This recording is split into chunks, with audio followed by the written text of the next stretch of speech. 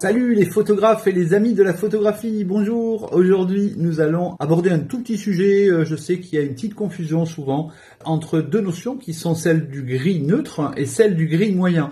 Et souvent on emploie indifféremment l'un ou l'autre pour définir à la fois la mesure d'étalonnage, à la fois la charte de gris, vous savez, l'espèce de petit truc plié qu'on peut avoir dans vos sacs photos.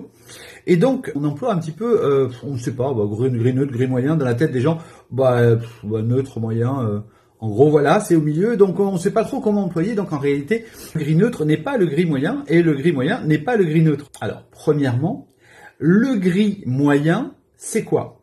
Eh bien, le gris moyen, c'est un gris qui a 18% de réflectance et qui permet de calculer l'exposition. On sait que si nous voulons obtenir une réflectance de la zone qu'on a mesurée à 18%, eh bien, il faut que l'appareil photo soit réglé, je dis n'importe quoi, à f4, 125e de seconde, sans ISO, par exemple. Voilà. Donc ça, c'est le gris moyen. Rappelez-vous, gris moyen, c'est quelque chose que vous allez devoir employer lorsque vous parlez d'exposition. Voilà, ça c'est le gris moyen, exposition. De l'autre côté, vous avez le gris neutre. Alors le gris neutre, qu'est-ce que c'est ? Eh bien, c'est aussi une charte de gris, qui a 18% de réflectance, comme la charte de gris moyen, mais la différence, c'est que d'abord c'est un objet physique, donc c'est ce que vous pouvez avoir dans votre sac photo. Donc dans votre sac photo, vous avez une charte de gris neutre. Et cette charte de gris neutre va permettre de faire la correction des blancs.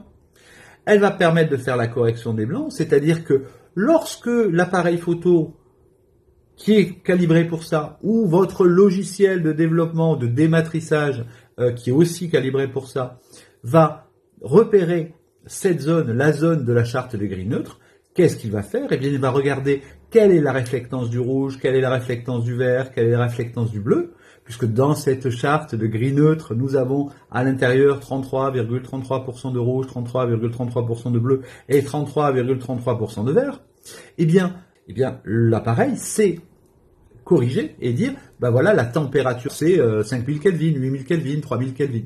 Et proposer une correction des blancs, afin de leur amener la lumière au blanc, de manière à ce que la couleur qui apparaît sur la photographie finale soit le plus proche possible de la couleur réelle de l'objet, quelle que soit la couleur de la lumière. Si vous avez une lumière qui éclaire, je sais pas moi, un vieux néon qui éclaire avec une lumière verdâtre, et que vous mettez un objet orange dessous, vous voyez qu'il est orange parce que vous êtes un être humain et vous savez comprendre la couleur, mais un appareil photo, il sait pas. Donc lui, il va voir du marron.